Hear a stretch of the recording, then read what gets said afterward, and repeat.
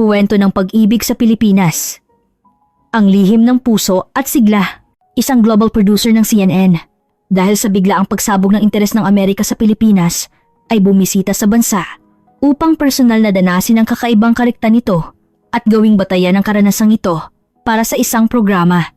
Matapos ang kanyang iba't ibang paglalakbay sa Pilipinas, sinabi ng ginang na ito, patuloy na aakitin ng Pilipinas ang puso ng buong mundo sa hinaharap. Ano nga ba ang kanyang naranasan? Magsisimula na ang kwento ngayon. Kumusta? Ako si Jennifer Smith, global producer sa CNN. Kamakailan, nasaksihan ko ang isang napaka-interesanting phenomenon. Ang mabilis at malaking pagtaas ng atensyon sa Pilipinas sa Estados Unidos. Sa simula, inakala ko na ito ay isang pansamantalang hype lamang. Ngunit sa paglipas ng panahon, napagtanto ko na hindi ito ordinaryong uso. Ang mga teleserye, P-pop at lutuing Filipino tulad ng adobo at sinigang ay natural na nakapasok na sa aming pang-araw-araw na buhay. Habang naglalakad, naririnig mo ang mga kantang Pinoy. Nag-uumpukan ng mga kaibigan at masiglang pinag-uusapan ng mga Pinoy drama. At tumarami ang mga restaurant na nagbebenta ng lechon at halo-halo. Gayunpaman, sa kabila ng lahat ng kultura ng Pilipinas na nakapaligid sa amin, halos wala akong aktwal na kaalaman tungkol sa bansa. Anong klaseng lugar ba ang Pilipinas na nagpapabighani sa napakaraming tao? Ang tanong na ito ay patuloy na gumugulo sa aking isip. Nagsimula ito sa simpleng kuryosidad. Ngunit unti-unting lumalim ang pagnanais kong maunawaan pa ito. Ayokong manatili lang sa ibabaw ng kasikatan. Gusto kong personal na danasin ang nakatagong karikta nito. Kaya't nagdesisyon ako. Personal akong pupunta sa Pilipinas. Bukod sa personal kong kuryosidad, mayroon din itong bahagi ng aking instinct bilang isang producer. Naisip ko, ang isang programa tungkol sa pagtuklas sa sikreto ng kasikatan ng Pilipinas ay tiyak na magiging hit. Ang pag-iisip pa lang ng isang dokumentaryo na naglalahad sa likod ng tagumpay ng Pilipinas ay nagpapabagal sa aking dugo. Inilahad ko ang aking proposal sa aking mga boss. Gusto kong danasin ang karikta ng Pilipinas at gamitin ito bilang batayan para sa isang programa. Sa kabutihang palad, nagustuhan nila ang ideya at mabilis na naaprubahan ang proyekto. Habang nagbubook ako ng flight patungong Pilipinas, punong-puno ako ng excitement at kaba. Sa isang banda, nag-aalala ako kung manghuli ko ba talaga ang esensya ng Pilipinas. Kaya't bago umalis, sinikap kong matuto hanggat maaari tungkol sa bansa. Nag-browse ako sa internet at nagbasa ng mga aklat at natuklasan ko na ang Pilipinas ay talagang isang napakakulay na kapuluan. Isang lugar na may malalim na kasaysayan na nakabangon mula sa mga hamon at naging isang demokratikong tanglaw at technological hub ng Asya sa loob lamang ng ilang dekada. Paano nangyari ang ganoong matinding pagbabago? Talagang gusto kong malaman. Habang nasa eroplano, napuno ng iba't ibang tanong ang aking isip. Anong bahagi ng Pilipinas ang humahatak sa mga tao? Ano ang kakaiba sa kanilang kultura? Ano ang diwa ng mga Pilipino? Balisa ako sa paghahanap ng mga sagot sa mga tanong na ito. Pagkatapos ng 15 oras na biyahe, sa wakas ay dumating ako sa Ninoy Aquino International Airport na iya. Mula sa sandaling bumaba ako ng eroplano, naramdaman ko na may kakaiba. Ang paliparan ay napakalinis at moderno. Wow! Ito ba ang unang impresyon ng Pilipinas? Sa isip-isip ko, ngunit alam ko na hindi ito ang kabuuan. Ang tunay na anyo ng Pilipinas, ang kanilang kultura at espiritu. Ang something na nagpapaiba sa kanila iyon ang misyon kong hanapin. Nagdesisyon ako na danasin ang lugar na ito nang walang anumang preconceived notion. Gamit lang ang bukas na isip. Sa pag-iisip ngayon, marahil ang aking kamangmangan noon ay naging isang biyaya dahil nagawa kong tingnan ang Pilipinas ng walang pagkiling sa daan mula Naiya patungong Makati. Hindi ko maalis ang tingin ko sa tanawin sa labas ng bintana. May mga skyscraper na umabot sa langit. Ngunit sa pagitan ng mga ito, makikita mo ang mga lumang bahay at simbahan. Ang pagkakabuhol ng moderno at tradisyonal ay talagang hindi ka panipaniwala. Pagdating sa Makati, ang una kong impresyon ay napakalinis, masigla at puno ng buhay. Iba ito sa pakiramdam ng New York o Los Angeles. Ang mga kalye ay maayos. Ang mga tao ay nakasuot ng fashionable at naglalakad ng mabilis. Ngunit ang mas nakakagulat ay kung paano ang tradisyon ay masiglang nabubuhay sa gitna ng modernisasyon. Sa sentro ng Central Business District, mayroon kang Ayala Triangle at sa tabi ng mga gusaling pang teknolohiya ay may mga matatandang kalye ng Intramuros. Hindi ko pa nakita ang ganoong tanawin. Pagkatapos kong ilapag ang aking bagahe sa hotel, Agad akong lumabas at gumala. Ang mga nakita kong tanawin sa kalye ng Makati ay talagang interesante. Sa isang banda, may mga tindahan na nagbebenta ng pinakabagong smartphone. Habang sa kabilang banda, may mga nagtitinda sa mga tradisyonal na palengke na masiglang tumatawag sa mga customer. Partikular akong namangha sa paligid ng Rizal Park. Sa pagitan ng mga modernong gusali ng pamahalaan, nakatayo ng maringal ang mga makasaysayang simbahan at gusali na nagpapakita ng kakaibang karangalan. Habang tinitingnan ang tanawing iyon, naisip ko, ito ang Pilipinas. Madenmasan na, ang paglalakad sa liwanag ng araw sa Luneta Park ay parang pagpasok sa ibang mundo. Ang mga monumento, ang magagandang halamanan at ang malinis na kapaligiran ay nakakapresko. Ngunit may nangyaring nakakatuwa. Habang bumibisita ako sa Intramuros, nakasalubong ko ang isang pamilyang Pilipino na humingi ng pabor na kunan sila ng litrato. Masaya ako itong ginawa. Matapos ang litrato, tiningnan ako ng pamilya at nagtanong, "Banyaga po kayo?" Sumagot ako, "Opo, galing po ako sa Amerika." Bigla silang nagsalita sa Ingles. "Ah, Amerikana? Kamusta po ang Pilipinas?" Nagulat ako. Napakahusay ng kanilang Ingles. Nag-usap kami sandali at sa proseso, naitama ko ang isang maling akala ko. Akala ko ang mga Pilipino ay medyo mahiyain sa mga banyaga. Ngunit ang pamilyang ito ay napakainit at open. Inimbita pa nga nila akong sumama sa kanila para kumain. Dahil sa oras, hindi ko tinanggap. Ngunit sa sandaling iyon, personal kong naramdaman ang init at generosity ng mga Pilipino. Sa pamamagitan ng karanasang ito, binalikan ko ang aking mga prejudice tungkol sa kultura ng Pilipinas. Pagdating ng gabi, umakyat ako sa isa sa matataas na gusali at tiningnan ang night view ng Metro Manila. Parang panaginip. Sa pagitan ng mga naglalakihang gusali, makikita mo ang mga ilaw na nakalatag sa lupa. Habang tinitingnan ng tanawing iyon, naramdaman ko na may kakaiba sa lungsod na ito. Sa view deck, narinig ko ang usapan ng isang mag-asawang banyaga na tumitingin sa tanawin. Ang ganda ng syudad, pero hindi ba masyadong busy at competitive? Habang pinapakinggan ko ang mga salitang iyon, napaisip din ako. Sa likod ng marangyang tanawing ito, ano kaya ang nakatagong anyo ng Pilipinas? Sa isang araw na iyon, sa pagtingin sa iba't ibang mukha ng Metro Manila, ang naisip ko ay napakakulay ng lungsod na ito. Ito ay moderno, ngunit hindi nawawala ang tradisyon. Masigla ngunit mayroong kapayapaan. Matikas, ngunit napakainit. Hindi pa ako nakakita ng ganitong klaseng lungsod. Sa sandaling iyon, napagtanto ko na ang karikta ng Pilipinas ay nasa fusion na ito. Ang perpektong paghahalo ng luma at bago. Tradisyon at modernidad. Kalikasan at syudad, iyan ang tunay na mukha ng Pilipinas. Pagbalik ko sa hotel matapos ang unang araw na iyon, naisip ko, simula pa lang ito. Alam kong marami pang sorpresa at pagtuklas ang naghihintay sa akin. At tama ako. Ang kababalaghan ng Pilipinas na naranasan ko ay hindi pa tapos. Pagkatapos ng ilang araw sa Pilipinas, gusto kong mas maranasan ang kultura. Kaya't nag-schedule ako ng isang aktibidad kung saan personal kong mararanasan ang tradisyonal na kultura ng Pilipinas. Hindi ang seremonya ng tsaa kundi ang pag-iisa. Sa sining ng kape, ang Cafe Barako, na isinasagawa sa mataas at tahimik na lugar ng Batangas. Habang naglalakbay ako palayo sa sentro ng siyudad, lalong huminahon ang aking isip. Pagdating sa Kapihan Coffee Plantation, ceremonial spot, nagulat ako na makita kong mas moderno ang mga magkakape coffee masters kaysa sa akala ko. Gumagamit sila ng smartphone at matatas mag-Ingles. Nagtanong tuloy ako sa sarili, ito ba ang tradisyonal na kultura ng Pilipinas? Sa unang bahagi ng karanasan, nagkaroon kami ng coffee tasting. Inihain ng magkakape sa amin ang tradisyonal na kapeng barako. Napakabango talaga, sinabi ng magkakape. Pakitikman ng dahan-dahan. Sinubukan kong maging magalang. Ngunit habang umiinom ako, nagkamali ako. Sa sobrang paghanga ko sa lasa at aroma ng kape, hindi ko napigilan at napasigaw ako. Ang sarap. Biglang tumahimik ang paligid. Pakiramdam ko, lahat ay nakatingin sa akin. Mukhang natigilan din ang magkakape. Ang kasama kong Pilipinong sumali sa aktibidad ay bumulong sa akin. Sa pagtikim ng kape, kaugalian na tahimik na lang tayong nagre-reflect. Ito ang oras para pakinggan mo ang sarili mong kapwa. Sa pamamagitan ng kape, agad akong nataranta. Pakiramdam ko, napakawalang galang ko at namula ang aking mukha. Paano ko aayusin ang sitwasyong ito? Nagdesisyon akong humingi ng tawad sa magkakape pagkatapos ng pagtikim. Sa tulong ng isang translator, ipinaliwanag ko ang aking pagkakamali at humingi ng paumanhin. Pasensya na po talaga.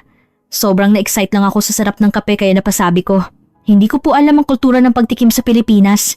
Sa pagkakataong iyon, ngumiti ang magkakape at sinabi, "Ayos lang po. Ang exclamation ninyo ay nagpapakita lang ng halaga ng aming kape. Pero ang tunay na kahulugan ng pagtikim ay ang pakikinig sa sarili mong boses, hindi ang panlabas na ingay, kundi ang panloob na boses. Kung dahil sa pagkakataong ito ay mas naunawaan ninyo ang puntong ito, mas maganda pa nga ang inyong karanasan." Sa sandaling narinig ko ang mga salitang iyon, gumaan ang aking loob at parang mayroon akong napagtanto. Naunawaan ko na ang kultura ng kape sa Pilipinas ay hindi lamang tungkol sa pag-inom. Ito ay isang pagninilay-nilay upang balikan ang sarili at hanapin ang panloob na kapayapaan. Matapos ang karanasang ito, lahat ng aktibidad sa kapihan ay nagkaroon ng ibang kahulugan para sa akin. Ang paglilibot sa umaga, ang meditation, ang vegetarian meal. Lahat ng ito ay hindi na lang seremonya, kundi isang aral tungkol sa attitude sa buhay. Lalo na sa ikalawang pagtikim ng kape, natuto akong makinig sa aking sariling puso habang nilalasap ang aroma. Sa pag-alis ko sa karanasan ng Cafe Barako, muli kong pinagnilayan ang lalim ng kultura ng Pilipinas. Bagamat sa labas ay moderno at mabilis ang pagbabago, mayroong matagal ng tradisyon at malalim na pilosopiya na masiglang nabubuhay sa loob. At ang mga tradisyong ito ay patuloy na may kabuluhan sa modernong lipunan. Talagang namangha ako rito. Ang karanasang ito ay nagbigay sa akin ng bagong perspektibo sa kultura ng Pilipinas. Napagtanto ko na hindi lang ang panlabas na anyo ang mahalaga, kundi ang pag-unawa sa kahulugan at diwa sa loob nito. Naisip ko rin na marahil ang malalim na kultura na ito ang naging puwersa sa likod ng modernisasyon ng Pilipinas. Sa daan pabalik sa Maynila mula sa kabundukan, bigla akong nagkaroon ng ganitong ideya. Dito pala nakatago ang kariktan ng kultura ng Pilipinas. Ang tradisyon at modernidad ay nagkakasundo at patuloy na lumilikha ng bagong kahulugan. Dahil sa karanasang ito, lalo akong nagkaroon ng pagnanais na mas maunawaan ang Pilipinas. Pagbalik mula sa kapihan, lalo akong nagkaroon ng interes na mas danasin ang modernong aspeto ng Pilipinas. Nabalitaan ko na ang Pilipinas ay tinatawag na tech hub ng Asya, kaya't gusto ko talagang malaman ng tungkol dito. Ang una kong naranasan ay ang napakabilis na internet ng Pilipinas. Ang bilis ng wifi sa hotel ay nakakagulat na. Ngunit mas mabilis pa ang pampublikong wifi sa mga kalye, isang bilis na mahirap isipin sa New York. Naisip ko, ito pala ang dahilan kung bakit napaka-unlad ng live streaming sa Pilipinas. Kinabukasan, bumisita ako sa isang malaking electronic store sa isang tech hub tulad ng Glorietta Cyberzone. Talagang kahanga-hanga ang mga pinakabagong gadget na nakita ko roon. Mga smart appliance na kontrolado ng boses, iba't ibang device na may AI, at mga napakanipis na TV na pwedeng isabit sa dingding parang napunta ako sa hinaharap. Ngunit may nangyaring nakakatuwa rito. Habang nakatayo ako sa harap ng isang display, may lumapit na salesperson at nagtanong, "May gusto po ba kayong malaman tungkol sa produkto?" Sumagot ako sa Ingles, "Opo, ano po ba ang function nito?" Nagulat ako nang biglang nag-alala ang ekspresyon ng salesperson at sinabing, "Sandali lang po," at nagmadaling kumuha ng ibang staff. Siguro, nahirapan siyang magpaliwanag sa Ingles. Ngunit ang ipinatawag niyang staff ay agad na ipinaliwanag ang produkto sa matatas na Ingles. Sa pamamagitan ng karanasang ito, nakita ko ang dalawang mukha ng Pilipinas. Ang pag-unlad ng cutting-edge technology at ang pagsisikap na maging global ng mga tao. Kahit hindi lahat ay fluent sa Ingles, ang pagkakaroon ng sistema para makapag-respond kapag kailangan ay nakamamangha. Pagkatapos, naranasan ko ang Smart City Initiative ng Pilipinas. Bumisita ako sa isang Smart City Zone. Talagang kahanga-hanga ang lahat ng nakita ko.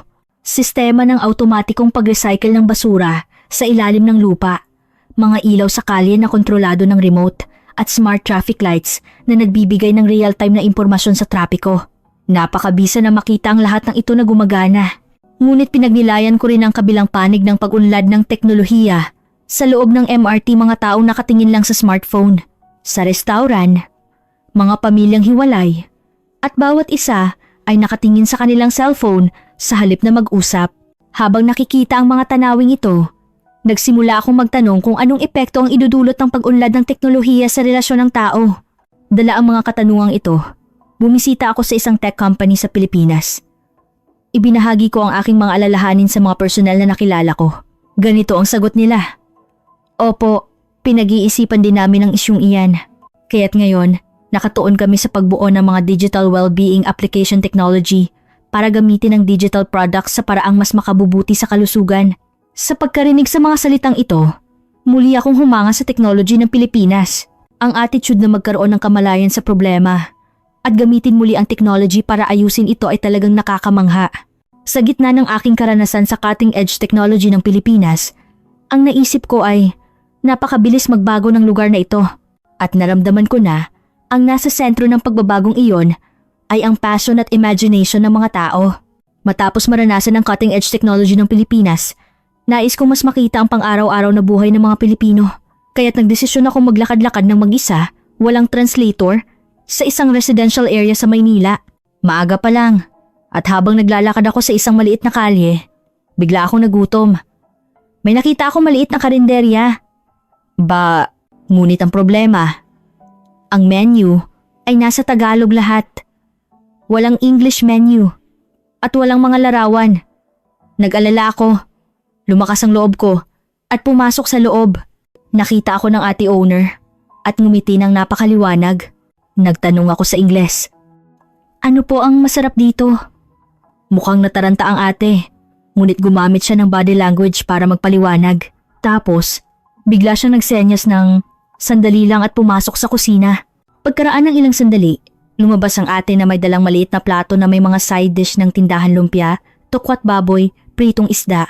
Dahan-dahan niyang itinuro ang bawat isa at sinabi ang mga pangalan.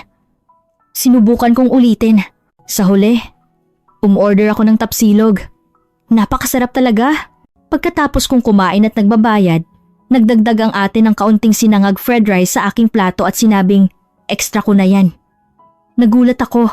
Ipinaliwanag ng isang customer sa katabing mesa sa Ingles. Libre ni ate iyan. Welcome. Ang munting kabaitan na iyon ay talagang nakapagpatindi sa aking damdamin. Kinabukasan, pumunta ako sa isang parke malapit doon. Ang nakita ko roon ay nakamamangha rin. Maaga pa lang, maraming matatanda ang nag-uumpukan at nagsasayaw ng zumba o nag-ehersisyo. Dahil sa kuryosidad, nanood ako sa gilid. May isang lolo grandpa na nakakita sa akin at nagtanong kung gusto kong sumali. Sa simula, nag-alinlangan ako, ngunit lumakas ang loob ko at sumali. Kahit na clumsy ang mga galaw ko, ang mga matatanda sa paligid ay mabait na nagturo sa akin ng mga tamang galaw. Pagkatapos ng ehersisyo, inimbita pa nila akong kumain ng lugaw Filipino rice porridge.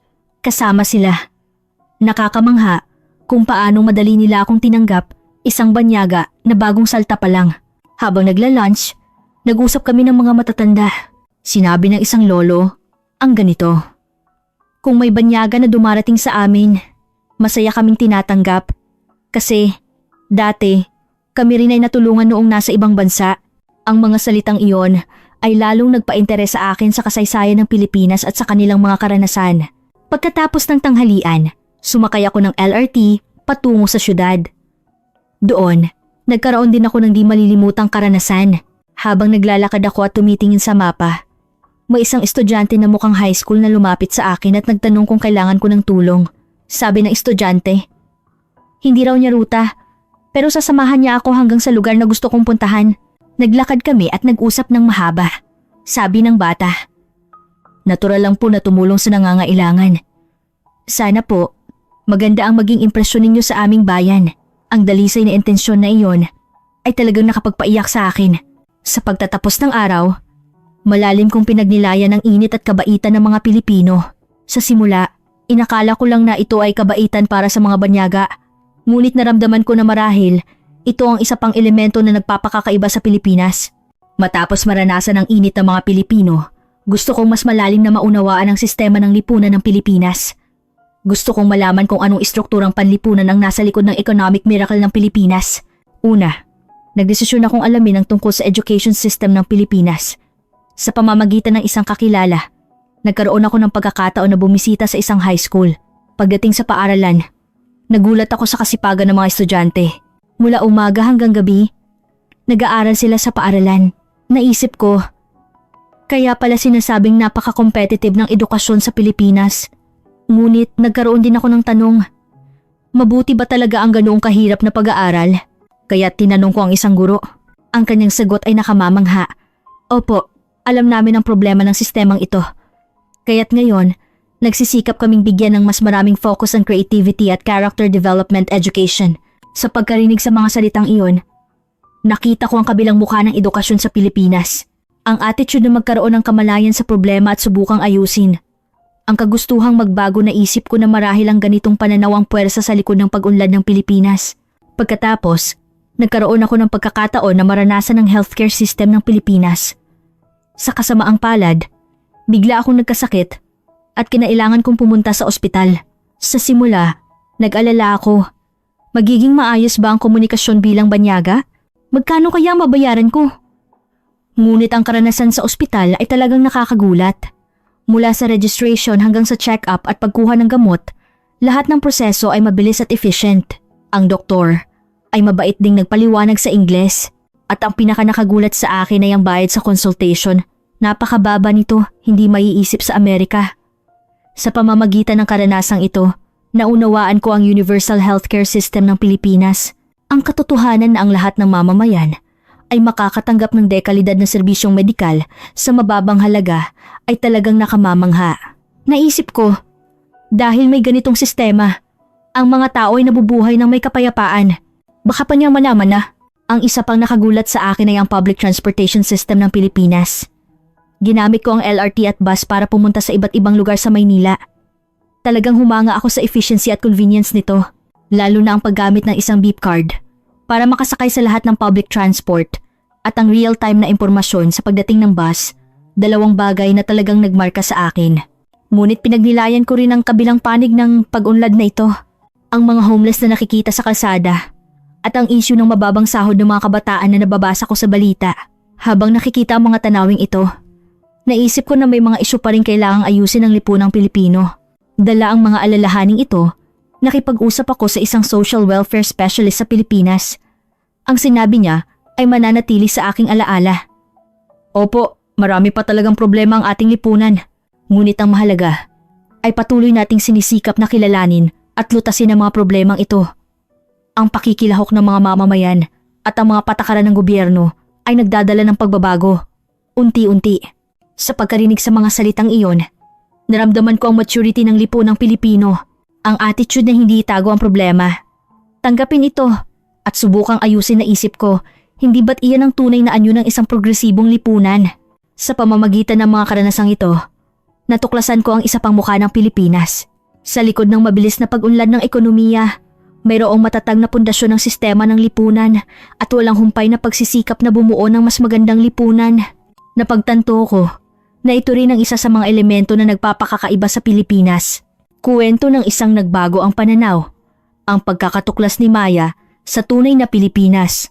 Narito ang kwento ni Maya, isang estudyante sa universidad mula sa Denmark na nagpilit na ang mga teleserye, halo-halo at sinulog ay lahat nagmula sa China. Nagulat ang kanyang mga kaibigan sa kanyang pagpilit. Ano nga ba ang nangyari? Tingnan natin ang kwento ngayon. Kumusta? Ako si Maya. Ipinanganak ako sa Skagen, Denmark at kasalukuyan akong nag-aaral sa Aarhus University.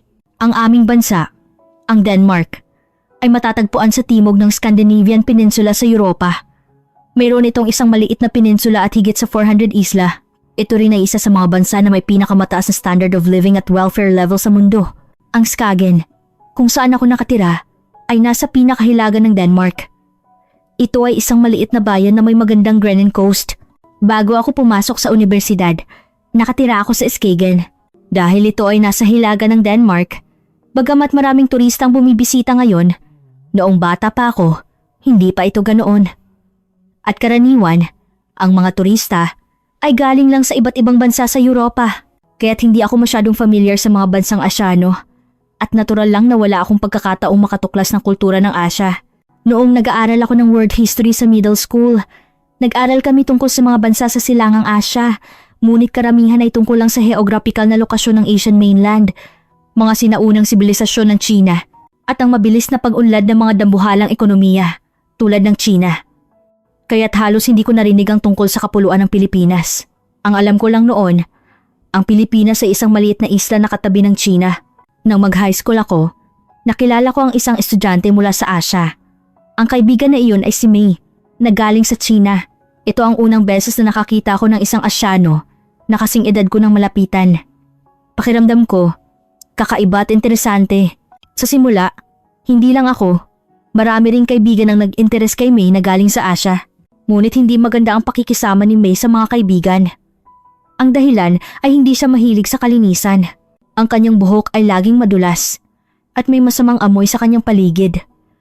At maraming kaibigan ang nakakita na hindi siya naguhugas ng kamay pagkatapos gumamit ng banyo. Sa Denmark, tradisyonal na advance ang bathing culture. Ang mga Danes ay nag-enjoy sa sauna ng magkasama at normal lang na maligo ng isang beses sa isang araw. Sa taglamig, mas madalas pa. Para sa mga Danes, ang paliligo ay hindi lamang para sa kalinisan kundi isa rin sa mga paraan ng socialization at self-management. Kaya't ang mga kaibigan kong Danes ay laging malinis. Sa simula, maraming kaibigan ang nag-interes kay May. Ngunit dahil hindi siya malinis, marami ang ayaw nang lumapit sa kanya. Dahil kay May, nagsimula akong magkaroon ng prejudice na ang mga Asyano ay hindi pala mahilig maligo. Nangisan, ilang kaibigan ang seryosong nagrekomenda kay May na maligo. Ngunit nagpakita lang si May na mukhang naiinis at sinabing hindi komportable at tiningnan niya ang mga kaibigan kong Danes na may tinging hindi niya maintindihan. Sa kabila ng mga paulit-ulit na salita ng mga kaibigan, hindi nagbago si May. Sa totoo lang, ayoko ring lumapit kay May. Dahil umiiwas sa mga kaibigan sa tuwing darating si May, marahil naramdaman ni May na siya ay racially discriminated. Nagsumbong pa nga siya sa guro. Paulit-ulit na sinabi ng guro sa amin na masamang gawa ang racism at pinagsabihan kaming alagaan si May. Pinagsabihan pa nga niya ng solo ang mga kaibigan na nag-utos kay May na maligo. Ang resulta, lalo pang kinaiinisan ng mga kaibigan si May. Sa huli, walang natirang kaibigan si May at siya ay laging nag-iisa. Hindi rin ako naging malapit kay May. Sa ganoong sitwasyon, may nangyari na naging dahilan para magkaroon kami ni May ng koneksyon. Noong high school ako, nagsimula pa lang maging popular ang mga global streaming platform sa aming bayan. Sa pamamagitan ng platform na iyon, nakapanood ako ng content mula sa iba't ibang bansa. Sa mga ito, may napanood akong drama mula sa isang bansang Asyano, isang animation na tinatawag na Magic Ama at isang drama na tinatawag na Gotta Believe. Napaka-interesante at nakakaantig ng damdamin ng drama na iyon. Ang mga artista ay napakaganda at gwapo. Pakiramdam ko, mas kaakit-akit ito kaysa sa anumang drama na napanood ko na. Nahook agad ako. Dahil sa ang drama na iyon ay content ng Asia, inakala kong gawa ito ng China. Kaya't lumapit ako kay May at sinabing, "Gotta believe, napanood ko na, ang ganda." Napakahusay gumawa ng drama ng China. Sa sandaling iyon, bagamat hindi ko gusto si May dahil sa drama na Gotta Believe, nagbago ang tingin ko kay May na galing sa bansang gumawa ng ganoong klaseng drama. Natuwa si May sa sinabi ko at nagsimulang magmalaki. Talagang magaling gumawa ng drama ang China. Sinabi rin ni May na mahilig siyang manood ng drama. Pagkatapos noon, unti-unti kaming naging malapit dahil sa panonood ng drama ng magkasama. Nanood kami ni May ng iba't ibang content. Ngunit maraming drama sa Asia ang pinanood namin kapag magkasama kami. Isang araw, habang nanonood kami ng isang drama na tinatawag na The Distance Between Us and the Evil, ang agwat sa pagitan natin at ng kasamaan, nagtanong ako sa kanya, ang ganda nito, paano nakakagawa ng ganoong klaseng drama ang China? At si May naman ay nagmamalaki na nagsabing, ang China ay talagang napakalakas na bansa. Dahil sa attitude na iyon, tila naniwala na ako na ang Gotta Believe at The Distance Between Us and the Evil ay lahat drama ng China. Wala akong kaalaman sa accent ng Pilipino noon at kulang din ang aking karanasan at kaalaman sa Asia. Wala akong connection sa kultura ng Pilipinas at China, kaya't hindi ko naisip na baka drama ayon ng Pilipinas. Sa halip, naisip ko, talagang kahanga-hanga ang kultura ng bansang China. Dahil sa drama, naging kaibigan ko si May. Nakakita ng kakaiba ang ibang kaibigan sa amin ni May na naglalakad ng magkasama. Ngunit tila addicted na ako sa drama kaya nakayanan ko na ang masamang amoy ni May. Hindi lang drama ang pinag-usapan ni May, kundi marami rin siyang sinabi tungkol sa magagandang bagay tungkol sa China at ipinakilala ang mga sikat na pagkain ng China. Nagsimula akong magkaroon ng ideya na ang China ay isang dambuhalang ekonomiya, mahusay gumawa ng drama, at maganda ang food culture. Dala ang illusion at expectation na iyon tungkol sa China. Nagtapos ako ng high school at pumasok sa Aarhus University. Ang Aarhus University ay mga 5 oras na biyahe mula sa Skagen, kung saan ako nakatira, kaya't nagsimula akong manirahan sa dorm. Ang aming paaralan ay may exchange agreement sa daan-daang universidad sa buong mundo. Kaya't hindi lang mga estudyante mula sa mga kalapit na bansa ang naroon, kundi marami ring estudyante mula sa iba't ibang bansa. Kasama rito ang mga Tsino at Pilipino. Si May lang ang Asyano na nakita ko ng malapitan. Ngayon lang ako nakakita ng Pilipino pagdating ko sa universidad. Iba ang mga estudyanteng Pilipino na nakilala ko sa universidad kay May. Ang kanilang buhok ay hindi madulas, hindi rin rough, parang silk, at mukha silang malinis at malambot. Akala ko, ang mga Asyano ay hindi masyadong mahilig maligo. Kaya nagulat ako nang makita ko ang mga estudyanteng Pilipino. Lalo na ang kanilang buhok. Napakaganda at malambot tingnan. Gusto ko pang hawakan. Pareho silang Asyano. Ngunit ang mga estudyanteng Pilipino ay mukhang mas masigla kaysa sa mga estudyanteng Tsino. Hindi masyadong halata sa malayo. Ngunit malinaw na may pagkakaiba sa malapitan. Napakakaiba. Dahil sa mga estudyanteng Pilipino, nagkaroon ako ng interes sa Pilipinas. Maraming kaibigan na nakilala ko sa universidad ang may kaalaman tungkol sa Pilipinas. Ang alam ko lang ay ang kultura ng Tsina na sinabi ni May, kaya't naging curious ako sa kulturang Pilipino na sinasabi ng mga kaibigan ko, kaya't sumali ako sa Asian Culture Club.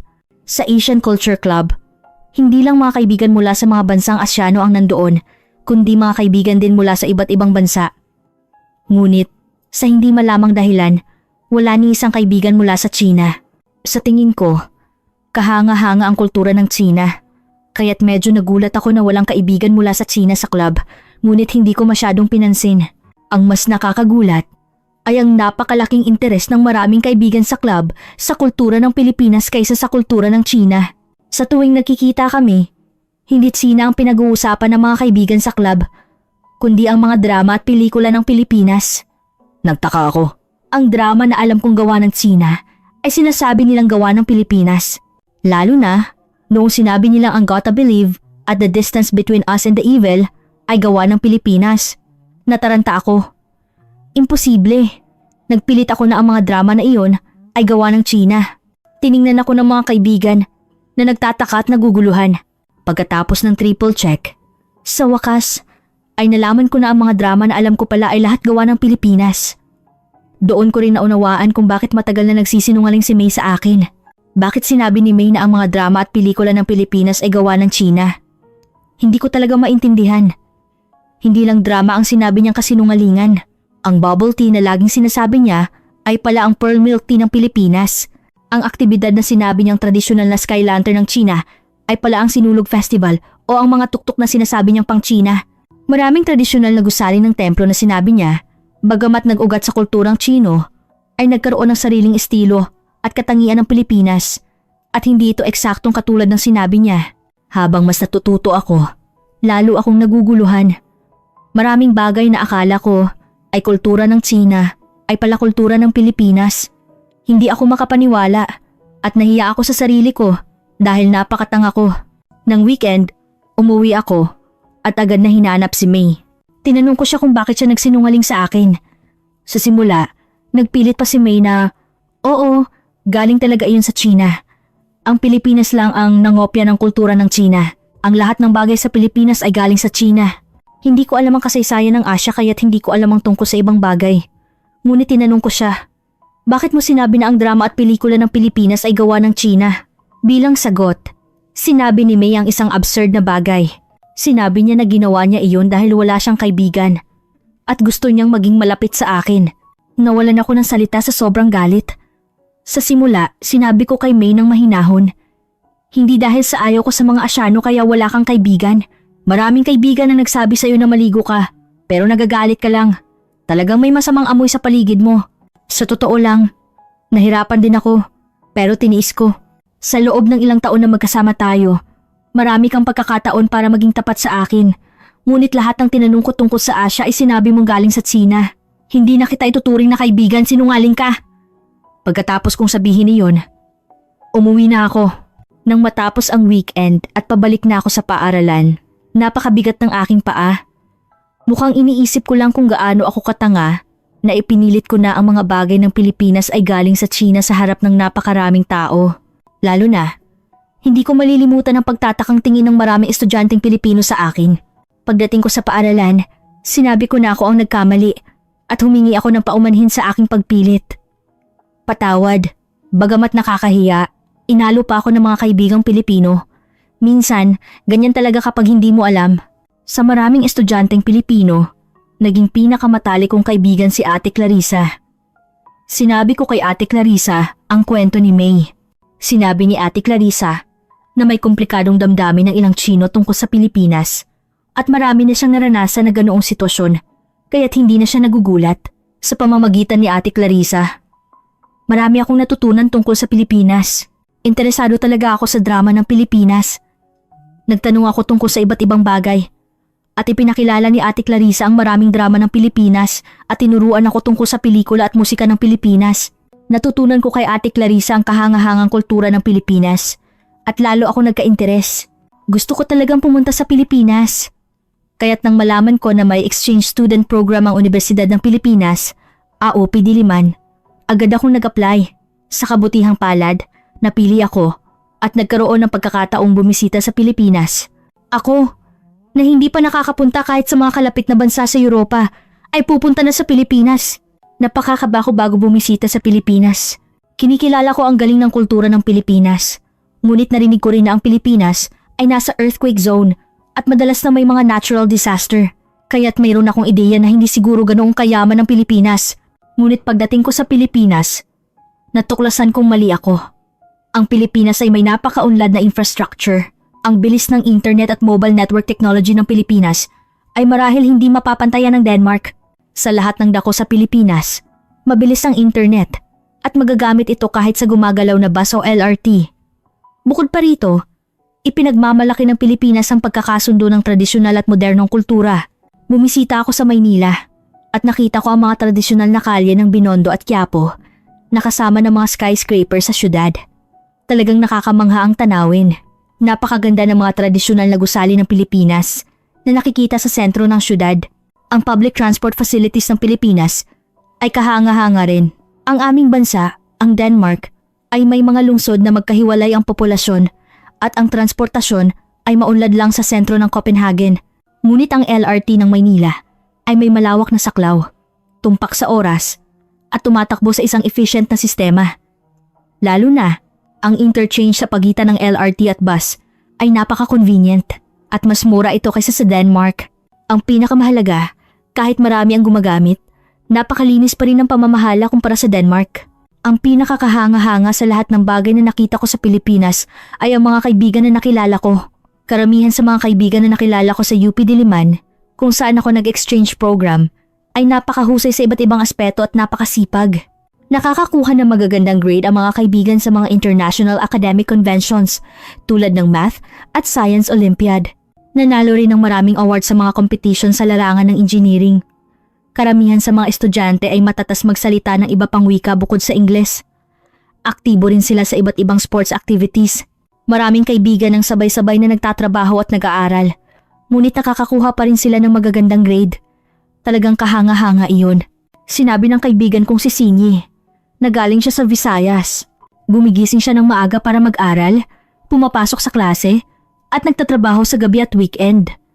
Nag-ehersisyo rin siya kapag may break. Natutulog lang siya ng mga 6 o 7 oras sa isang araw. Napakasipag niyang mamuhay araw-araw. Tinanong ko siya kung paano niya nagagawa iyon. Sinabi sa akin ni Sinyi na noong high school siya, natutulog lang daw siya ng mga 5 oras para mag-aral, kaya't ngayon daw ay marami na siyang tulog. Sa Denmark, walang kaibigan na natutulog ng ganoon kaunti tulad ni Sinyi. Sinabi pa ni Sinyi na hindi lang siya, marami ring kaibigan niya ang natutulog ng ganoon kaunti para mag-aral noong high school. Nalaglagan pa nga ako nang marinig ko iyon. Ganoon ba kasipag ang mga Pilipino? Maraming bagay akong nakita na kahanga-hanga pagdating ko sa Pilipinas. Ngunit ang pinakakahanga-hanga ay ang mga kaibigan kong Pilipino. Habang tinitingnan ko ang mga kaibigan na nakilala ko sa UP, pakiramdam ko, lalo lang sisikat ang Pilipinas sa hinaharap. At, kumpara sa Denmark, napakaunlad ng infrastructure ng Pilipinas. 24 oras na bukas sa mga convenience store At marami ring tindahan at restaurant ng bukas kahit gabi na. Lalo na ang kultura ng delivery talagang nakakagulat.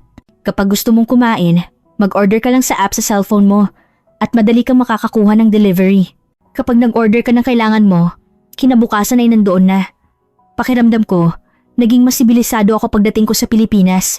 Sa loob ng ilang buwan, lubos akong nasanay sa convenience system ng Pilipinas, kaya't lalo akong nag-aalala habang papalapit ang araw ng pagbalik ko sa Denmark. Sa buong panahong nanirahan ako sa Pilipinas, naging masaya ako sa lahat ng bagay. Ang mga street food ng Pilipinas ay napakaiba-iba, ngunit karamihan ay gusto ko. Bukod pa rito, ang Pilipinas ay may maraming green spaces tulad ng mga bundok at parke sa sentro ng syudad. Kahit sa sentro ng syudad, madali kang makakapaglakad o makaakyat sa bundok. Ang Denmark, kung saan ako nakatira, ay isang mababang lugar at halos walang bundok. Lahat ay flat. Nabuhay ako nang hindi nakakakita ng matataas na bundok. Ngunit sa Pilipinas, kahit sa sentro ng syudad, makikita mo ang bundok at malapit sa sentro ng syudad, madali kang makakaakyat. Talagang kakaiba iyon. Umakyat kami ni Sinyi sa isang lugar na tinatawag na Tagaytay Ridge. Habang tinitingnan ng Maynila mula sa tuktok ng bundok, naramdaman ko na parang lumawak ang aking dibdib. Nawala ang aking stress at gumaan ang aking loob. Kaya't sa ganap na pagkahumaling sa Pilipinas, bumalik ako sa Denmark. Pagbalik ko sa Denmark, lubos pa rin akong fascinated sa Pilipinas. Araw-araw, kinukwento ko sa aking mga kaibigan ang mga karanasan ko sa Pilipinas. Napakaganda ng Pilipinas na naranasan ko. Ngunit maraming kaibigan sa Denmark ang hindi pa masyadong nakakakilala sa Pilipinas. Sa paaralan ko, mas marami akong kaibigan na Pilipino. Ngunit may mga kaibigan sa aking bayan na, tulad ko noon, alam lang na ang Pilipinas ay isang maliit na isla sa Asia at may mga kaibigan na wala talagang ideya tungkol sa Pilipinas. Nang sinabi ko sa mga kaibigan sa bayan ko ang tungkol sa Pilipinas na naranasan ko, nagulat sila. Kamakailan, maraming kaibigan ang nagsimulang mag-research tungkol sa Pilipinas matapos marinig ang kwento ko. Mas maganda sana kung mas maraming tao ang makakakilala sa Pilipinas. Sa tuwing nakikita ko ang ilang kaibigan na nag-iisip na ang Pilipinas ay isang magulo at underdeveloped na lugar, nakakaramdam ako ng injustice. Ang Pilipinas na naranasan ko ay talagang napakagandang lugar. Kung magkakaroon ako ng pagkakataon, gusto kong manirahan sa Pilipinas ng matagal. Konklusyon, mga manonood, kumusta ang kwento ngayon?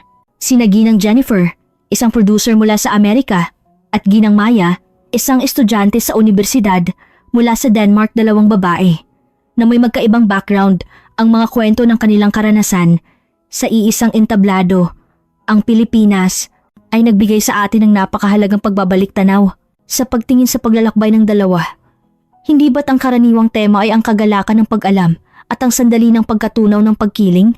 Si Ginang Jennifer, na dumating sa Pilipinas na may matalas na pananaw ng isang producer upang hanapin ang dahilan ng kasikatan ng bansa, ay hindi lang nakakita ng mga popular na produkto o panlabas na kagandahan. Sa paanan ng mga matatayog na skyscraper, mayroong mga matatandang simbahan na nagbabantay sa pananampalataya. Sa gitna ng cutting-edge technology, mayroong spirituality na nagpaparamdam ng kapayapaan mula sa isang tasa ng kape. Ang local at ang foreign ay hindi naglalaban, kundi naghahalo, na lumilikha ng isang masiglang anyo. Nang tanawin niya ang night view mula sa isang high-rise, ang nakita niya ay hindi lang ang liwanag ng mga bombilya, kundi ang mainit na apoy ng buhay ng mga taong nagsisikap doon. Ang human touch at warmth na hindi nawawala sa isang lipunan na naghahanap ng efficiency marahil, iyon ang dahilan kung bakit niya ito napamahal. Sa kabilang banda, ang kwento ni Ginang Maya mula sa Denmark ay nagturo sa atin ng tapang na tumingin sa katotohanan. Sa simula, hindi niya nakilala ng tama ang kultura ng Pilipinas dahil sa maling impormasyon. Ngunit ang pinakakahanga-hanga sa kanya ay ang integrity na maniwala sa nakita niya at naramdaman niya. Balikan natin ang mga estudyanteng nakilala niya sa UP Diliman. Ang kasipagan na magsikap sa pag-aaral at trabaho kahit nakulang sa tulog. Ngunit walang bakas ng pagod sa kanilang mga mata. Puno ito ng pag-asa para sa hinaharap. Ang nagparamdam ng damdamin kay Ginang Maya, higit pa sa convenient infrastructure at masasarap na pagkain, ay ang proactive attitude ng mismong mga Pilipino. Ang mga prejudice na dala niya noon ay dahan-dahang natunaw tulad ng yebe sa tagsibol dahil sa katapatan ng mga kaibigang Pilipino at sa kabaitan ng mga hindi kilalang tao sa kalsada. Sabi nga, ang isang tingin ay mas mabuti kaysa sa 100 salita. Ngunit ang isang hakbang na ginawa niya ng may bukas na puso ay lalong nagpayaman sa kanyang buhay. Ano ang matututunan natin mula sa dalawang kwentong ito? Na ang esensya ng karikta ng Pilipinas ay hindi gaanong nasa mga bagay na nahahawakan, kundi nasa mga bagay na hindi nahahawakan, sa puso. Ang natural na kabaitan na magbigay ng tulong sa mga nangangailangan. Ang attitude na maging tapat at ipagmalaki ang sariling papel. At ang diwa ng pag-unawa sa iba at pagpapahalaga sa harmony. Ang aral na natutunan ni Ginang Jennifer sa kapihan tungkol sa pag-iisa. At ang init ng sinangag na libreng binigay ng may-ari ng karinderya kay Ginang Maya. Lahat ito ay pagpapakita ng puso na pinahalagahan at ipinasa ng mga Pilipino sa kanilang magkakaibang kasaysayan. Sa mundong ito na magkakaugnay sa pamamagitan ng internet, mabilis ang impormasyon. Ngunit ang mundo na nakikita mo sa likod ng screen ay lubos na iba sa mundong nararamdaman mo ng personal. Nilalanghap ang hangin ng lugar na iyon at nakikipag-ugnayan sa mga tao. Ang dalawang babae ay muling sumulat ng sarili nilang mapa sa pamamagitan ng pagbisita sa Pilipinas. Wala na roon ang takot sa hindi alam o ang misunderstanding. Mayroon lang friendship na lumalampas sa mga hangganan. At ang init ng paggalang sa kultura ng isa't isa. Ang huling salita ni Ginang Jennifer, walang katapusan ng karikta ng Pilipinas at ang desisyon ni Ginang Maya na iparating ang Pilipinas sa mas maraming tao. Ipinapakita ng mga salitang ito ang puwersa ng kulturang binuo ng may katapatan at ng puso na nagpapahalaga sa tao. Ito ay may kapangyarihan na madaling lampasan ng hadlang ng wika at bansa at hawakan ng puso ng buong mundo. Marahil, ang Pilipinas ay parang isang hindi kapani-paniwalang salamin na nagpapakita ng sarili nating hindi namamalayang inner warmth at strength sa mga bumibisita. Sa inyong lahat na nanood ng kwento ngayon, kung pakiramdam ninyo ay pagod kayo sa pang-araw-araw na buhay o naghahanap ng bagong stimulus, subukang alalahanin ang paglalakbay ng dalawang ito. Bagamat parang malayo ang nangyari sa isang isla, ang init na naramdaman nila at ang kagalakan ng pagtuklas ay tiyak na umiiral sa iba't ibang anyo sa inyong pang-araw-araw na buhay. Hinihintay namin ng tahimik ang araw na kayo rin ay magsimulang maglakbay upang hanapin ang sarili ninyong karikta ng Pilipinas. Sa oras na iyon, tiyak na sasalubungin kayo ng Pilipinas nang may hindi nagbabagong kagandahan ng mga panahon at hindi nagbabagong ngiti. Maligayang pagdating, ang kagandahan ng pag-unawa ng tao sa isa't isa at ang halaga ng pag-alam sa katotohanan. Kung ang kwento ngayon ay magiging dahilan upang magliwanag ang isang maliit na ilaw sa inyong puso, labis kaming magagalak. Kung gayon, hanggang sa susunod na kwento, pagpalain nawa kayong lahat at magkaroon ng isang mapayapa at mainit na araw.